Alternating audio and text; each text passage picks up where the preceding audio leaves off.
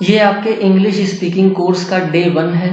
इससे पहले आपने डे 0 वाला वीडियो ज़रूर देखा होगा।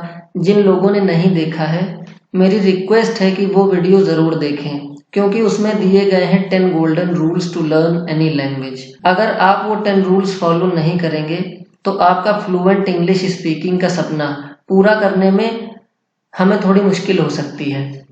लेकिन अगर आप हमसे प्रॉमिस करें कि आप उन 10 रूल्स को पूरी निष्ठा से, पूरे जी जान से फॉलो करेंगे, तो हम भी आपसे वादा करते हैं कि हर उस वजह को खत्म कर देंगे जिस वजह से आप इंग्लिश बोलने में अटकते हैं। तो आइए शुरू करते हैं डे 1। जिस तरह से ह्यूमन बॉडी 5 एलिमेंट्स से मिलकर बनी होती है, उसी तरह से इस इंग्लिश स्पीकिंग कोर्स को डिजाइन किया गया है।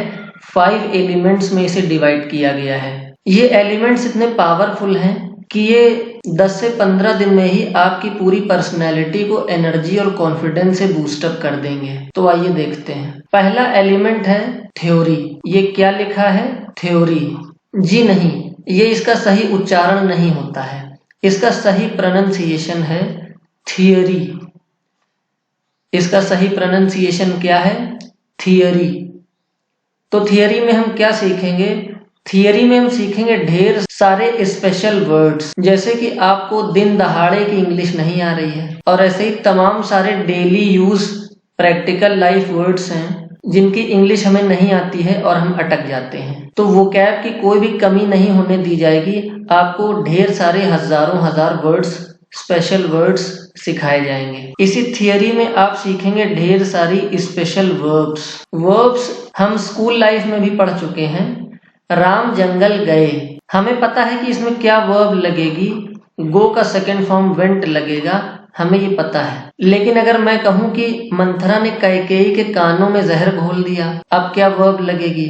तो ऐसे सेंटेंसेस में हमारे लिए मुश्किल ना हो, इसलिए ढेर सारी वर्ब्स आपको सिखाई जाएंगी। और इसी थियरी में हम सीखेंगे छोटी छोटी ढेर सारी ग्रामर। जैसे आप टीवी सीरियल देख रहे हैं और उसमें पुलिस वाला एक सीन में आता है और बोलता है, इस केस से आपका कुछ लेना देना तो है, और तभी सामने से जवाब आता है, नहीं साहब, मेरा इस केस से कोई लेना देना नहीं है। तो कोई लेना देना है, कोई लेना देना नहीं है, ये एक स्पेशल टाइप की ग्रामर है, और ऐसी ढेर सारी ग्रामर आपको सिखाई जाएंगी। तो ये ना सिर्फ आपके इंग्लिश स्पीकिंग कॉन्फिडेंस को बढ़ाएगी, कम्युनिकेशन स्किल को इम्प्रूव करेगी, बल्कि बहुत सारे एग्जाम इंटरव्यूज में, जॉब इंटरव्यूज में पर्सनैलिटी टेस्ट भी होते हैं रिटन में। साइकोलॉजी टेस्ट हो गया, स्टोरी राइटिंग हो गई, word association test, situation reaction test, comprehension करना, न्यूज़पेपर रीडिंग, इन सब चीजों में भी आपकी हेल्प करेगा। अगला एलिमेंट है जीडी। इसे कहते हैं ग्रुप डिस्कशन।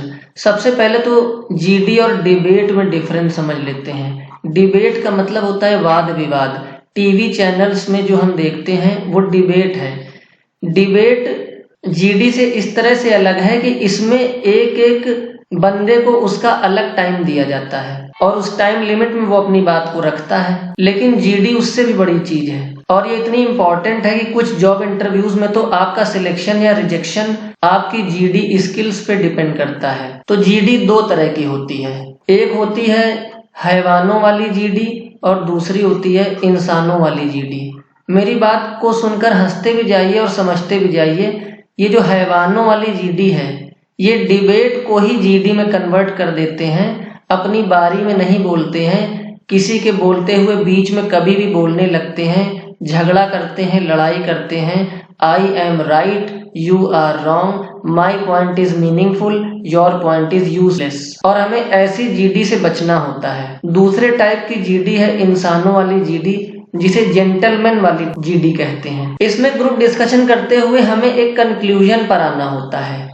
एक कंक्लूजन पर आना होता है, दूसरे की बात में अपना पॉइंट ऐड करते हुए, पॉइंट्स ऑफ इम्प्रूवमेंट बताते हुए, एक अच्छे सिंसियर वे में जीडी को आगे बढ़ाना। ये स्किल अगर हम डेवलप कर ले तो बहुत सारे जॉब इंटरव्यूज में हमें हेल्प मिलेगी। तो अपनी बात को पहले से बोलते हुए लोगों के बीच में कैसे रखें, अपनी बारी को कैसे छीने, अपने बोलने का चांस कैसे स्नैच करें, और इम्प्रेशन से भरपूर ऐसा क्या बोलें कि हमारी लीडरशिप क्वालिटी नजर आए, ये सब बातें आपको इस कोर्स में सिखाई जाएंगी। अगला एलिमेंट है कॉन्वर्सेशन। कॉन्वर्सेशन का मतलब होता है वार्तालाप, ये दो लोगों के बीच में होता है। इसकी बेहतरीन प्रैक्टिस से इंटरव्यू की प्रैक्टिस अपने आप हो जाती है। तो बहुत सारे जॉब इंटरव्यूज की एक स्पेशल स्टेज होती है, एक इम्पॉर्टेंट स्टेज होती है इंटरव्यू। तो इंटरव्यू में कैसे बोलना है, इंटरव्यू में रैपिड फायर राउंड चलता है जिसमें 10-12 क्वेश्चंस आपसे एक साथ पूछ लिए जाते हैं।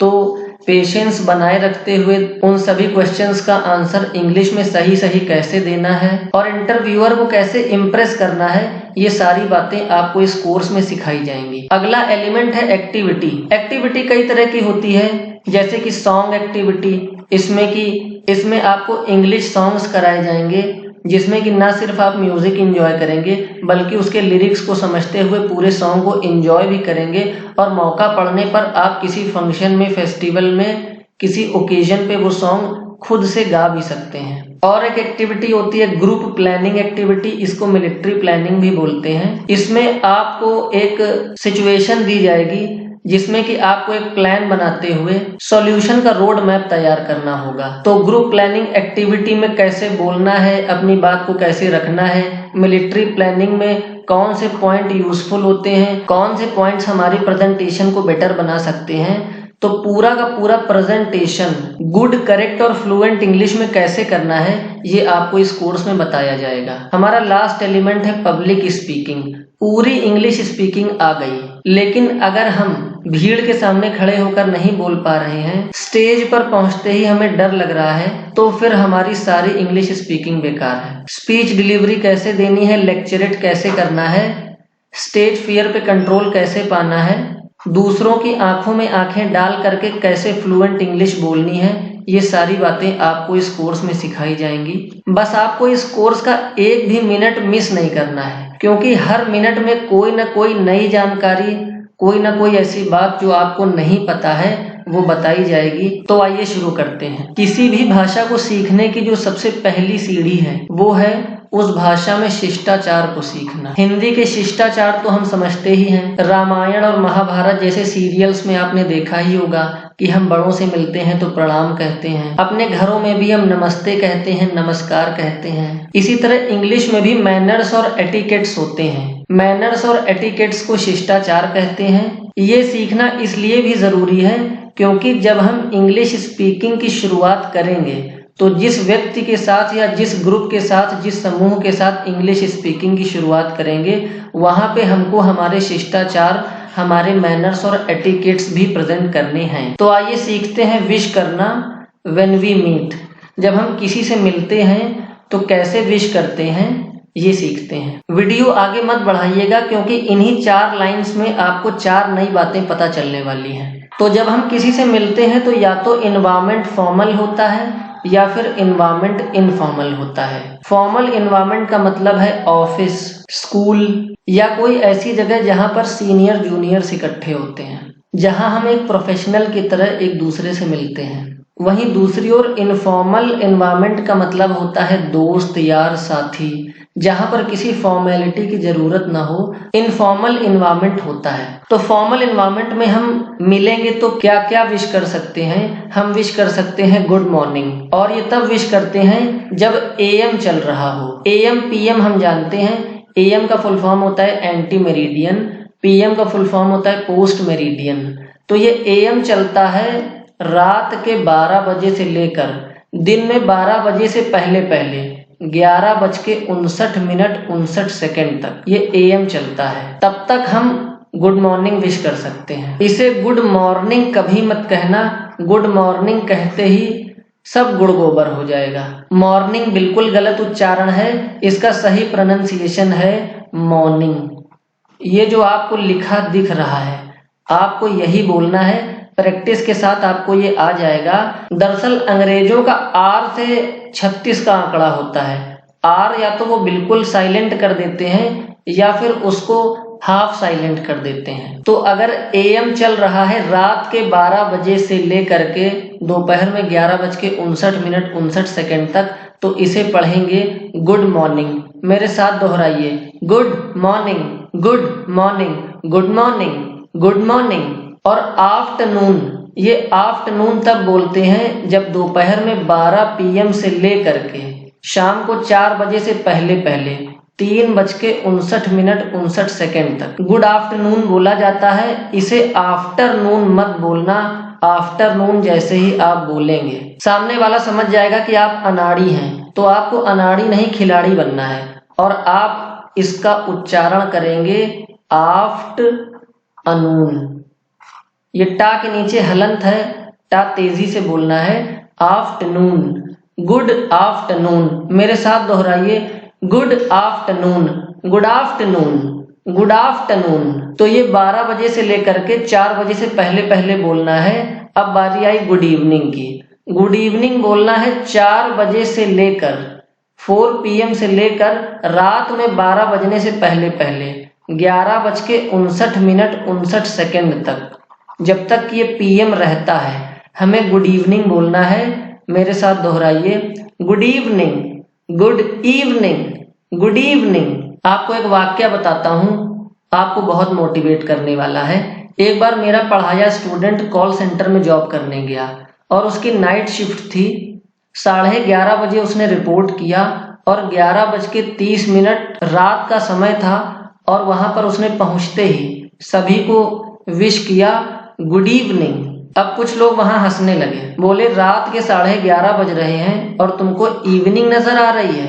अभी भी अगर शाम है तो रात कब होगी? तो ये सुनकर उनके सीनियर ऑफिसर्स ने उन हंस रहे लड़कों को फटकार लगाई कि तुमको कुछ नहीं आता, ये लड़का बिल्कुल सही बोल रहा है। गुड इवनिंग हम बिल्कुल बोल सकते हैं रात में 12 बजे से पहले 11:30 नहीं, 11:15 बजे भी हम रात में किसी से मिलते हैं तो गुड इवनिंग बोल सकते हैं। ये बिल्कुल सही है। अब आप लोग सोच रहे होंगे कि जब सारी टाइमिंग तो हो गई तो फिर गुड नून का क्या रूल है? तो गुड नून भी विश किया जा सकता है दोपहर में 12 बजे से लेकर के दोपहर के 2 बजे तक ही, जब सूरज लगभग हमारे ठीक ऊपर होता है गुड नून विश किया जा सकता है।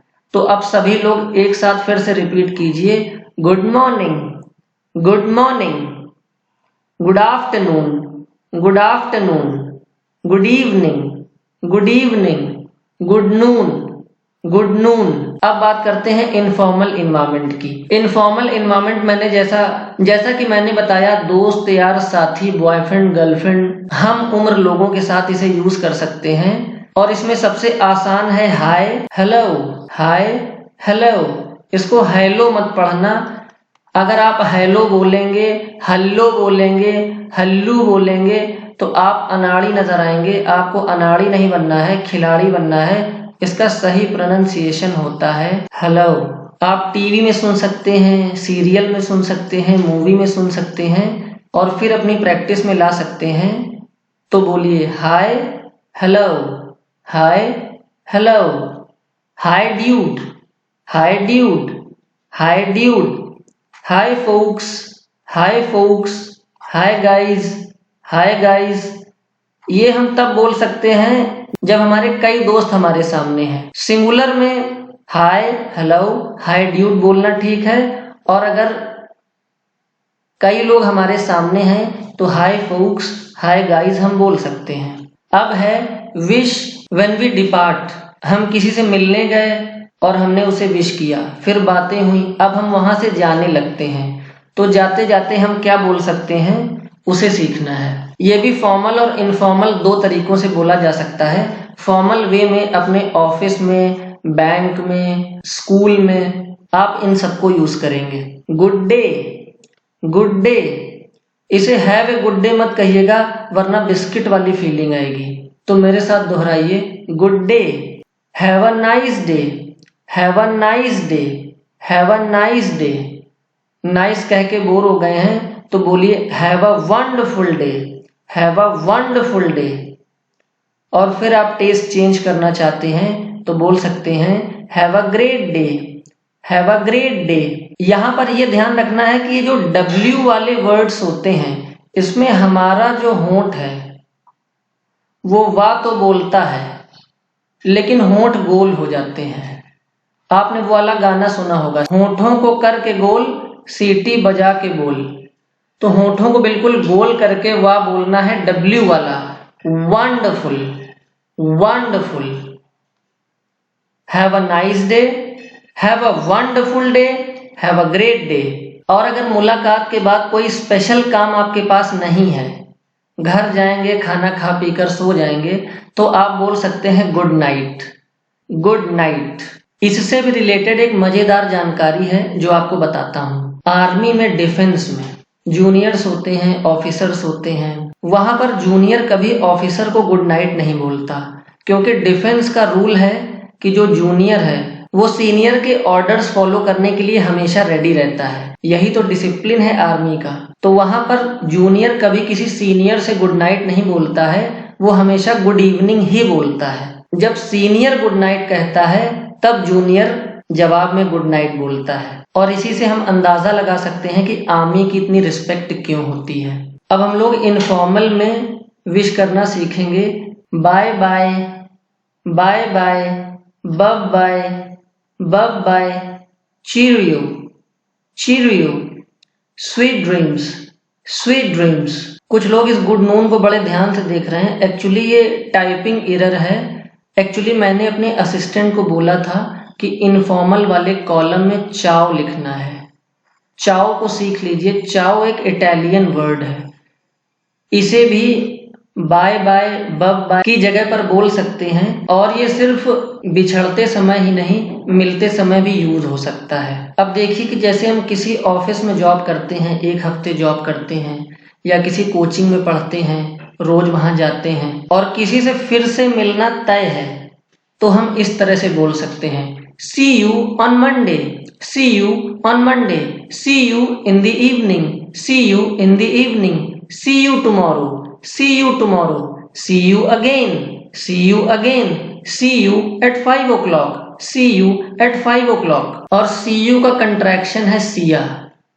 ये हॉलीवुड मूवीज जब आप देखेंगे इंग्लिश में, तब आप देखेंगे कि वो लोग इस बात को ऐसे भी बोलते हैं, see ya on Monday, see ya in the evening, see ya tomorrow, see ya again, see ya at 5 o'clock। अब टेस्ट बदल बदल कर बोलना है तो कभी आप बोल सकते हैं meet you on Monday, meet you in the evening, meet you tomorrow, meet you again, meet you at 5 o'clock। Catch you on Monday, catch you in the evening, catch you tomorrow, catch you again, catch you at 5 o'clock। Meet you का contraction है meetcha. मी ता है, चा है, आ है। मिर्चा on Monday, मिर्चा इन the evening, मिर्चा टुमारो, मिर्चा अगेन, मिर्चा एट 5 o'clock। और इसी तरह से कैचा on Monday, catch ya in the evening, catch ya tomorrow, catch ya again, catch ya at 5 o'clock। किसी से मिले तो विश करना सीख गए, मिल करके वापस जाने लगे तो विश करना सीख गए। अब हम सीखेंगे थैंक यू का क्या रिस्पॉन्स देना होता है। कोई हमसे थैंक यू बोलता है और अगर हम जवाब नहीं देते तो ये अभद्रता है, ये शिष्टाचार के खिलाफ है। तो थैंक यू का रिस्पॉन्स भी दो तरह से दे सकते हैं, फॉर्मल वे में दे सकते हैं, इनफॉर्मल वे में दे सकते हैं। अगर कोई हमें थैंक यू बोलता है तो फॉर्मल वे में हम इसका जवाब ऐसे दे सकते हैं, इट्स अ प्लेजर। इसे इट्स पढ़ेंगे, ई आधा ता और सा, इट्स अ प्लेजर। इसे प्लीजर नहीं पढ़ना है, प्लेजर नहीं पढ़ना है, प्लेसर नहीं पढ़ना है, प्लेजर भी नहीं पढ़ना है। रा साइलेंट हो जाएगा, हलंत वाला आ आएगा और इसे पढ़ेंगे it's a pleasure, it's a pleasure. अब देखिए ये जो जा है ये बिल्कुल नए तरीके का आप देख रहे होंगे। आपने ये वाला जा पढ़ा होगा, जग। आपने ये वाला जा पढ़ा होगा, जूम, जेब्रा। आपने सा पढ़ा होगा, सून। और आपने शा भी पढ़ा है, शाइन। लेकिन ये जा और इसमें छिपा होता है शा, ये आज आप पहली बार पढ़ रहे होंगे। तो ये किस तरह के वर्ड्स में आता है देखिए, मेजर,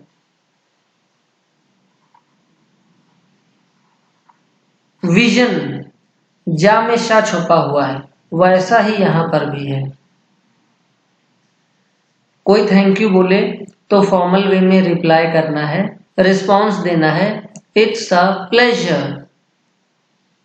एक और रिप्लाई है, टेस्ट बदलने के लिए सीख लीजिए। You are most welcome, you are most welcome, you are most welcome. एक और रिस्पॉन्स है, pleasure is mine, pleasure is mine. और अगर किसी के थैंक यू का रिप्लाई इनफॉर्मल वे में देना है तो हम बोलेंगे इट्स ओके, इट्स ओके।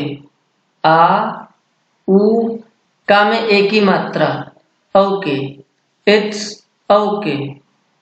ये ध्यान रखना है कि ता होगा, यहां पर टी को टा नहीं बोलेंगे। तो ये हो गया इट्स ओके। ओके का फुल फॉर्म होता है ऑल करेक्ट। चीजों की गलत स्पेलिंग लिखने का फैशन था, तो ऑल करेक्ट ये उस युग से ये अस्तित्व में आया। इनफॉर्मल वे में एक और रिस्पॉन्स है, मेंशन नॉट, मेंशन नॉट। और इसी तरह से है don't mention it, don't mention it, don't mention it. एक केस और भी है जहां पर थैंक यू का रिप्लाई थैंक यू से ही देना होता है। क्या आप जानते हैं वो केस? अगर नहीं जानते हैं तो जान लीजिए। शॉपकीपर, शॉपकीपर के साथ थैंक यू के रिस्पॉन्स में थैंक यू ही बोला जाता है, कोई भी पहले बोल सकता है। और अब आता है सॉरी का रिस्पॉन्स। फॉर्मल वे में सॉरी का रिस्पॉन्स, फॉर्मल वे में सॉरी का रिस्पॉन्स बोलने के तरीके जान लीजिए। Doesn't matter, doesn't matter. Never mind, never mind. Leave it, leave it. और इनफॉर्मल वे में सॉरी कोई बोले तो आपको रिस्पॉन्स में केवल इतना ही कहना है, इट्स ओके, इट्स ओके। आइए कुछ रनिंग सेंटेंसेस सीख लेते हैं। जैसे कि आपको दो लोगों के बीच से गुजरना है और जाने का रास्ता नहीं है, आप उनसे रास्ता मांगना चाहते हैं, तो सबसे पहले एक्सक्यूज मी बोल के आप उनका ध्यान खींचेंगे। एक्सक्यूज मी, लेट मी पास, एक्सक्यूज मी, लेट मी पास। मुझे जाने दीजिए, मुझे जाने दीजिए। और इस लेट मी पास को शॉर्टकट में लेमे पास भी बोलते हैं। लेट मी को लेमे, अब वो लेमे पास भी हो सकता है, लेमे गो भी हो सकता है, लेमे थिंक भी हो सकता है। तो एक्सक्यूज मी, लेमे पास। तो इसका जवाब जाहिर सी बात है, कोई रास्ता क्यों नहीं देगा, तो वो बोलेंगे श्योर, व्हाई नॉट। आपसे कोई कहे तो आप बोलेंगे sure, why not, sure, why not. इस एच को आप जितना साइलेंट रखेंगे आपकी इंग्लिश उतनी ही एक्यूरेट नजर आएगी। एच को बोलेंगे लेकिन मिनिमम साउंड के साथ। इसी तरह से अगर आपको किसी से कुछ मांगना है तो सीधे सीधे नहीं मांगेंगे, सबसे पहले बोलेंगे एक्सक्यूज मी, उसकी अटेंशन लेंगे, उसके बाद उसको बोलेंगे sorry to disturb you, sorry to disturb you. फिर वो जवाब देगा इट्स ओके।